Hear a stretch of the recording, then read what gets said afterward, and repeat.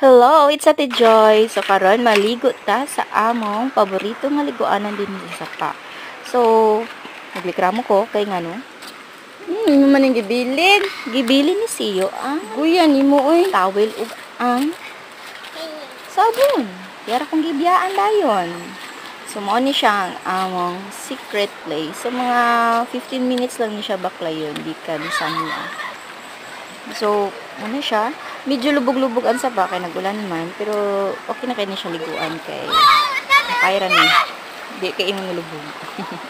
So, muna siya noon, ni kanindot, ni ka mingaw, linaw, ang palibot. So, man siya ang among secret place. So, dinhipog ko magmuni-muni. Sometimes, so, mag-reflect ko. Reflection.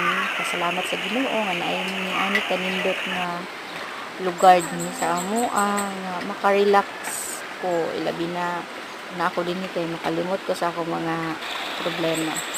Char. Bitaw sa tinuod lang. Maka-refresh din maka-relax gyud. Maka-reflect ka ba nga grabe gid ang kinaiyahan. Makahatag gyud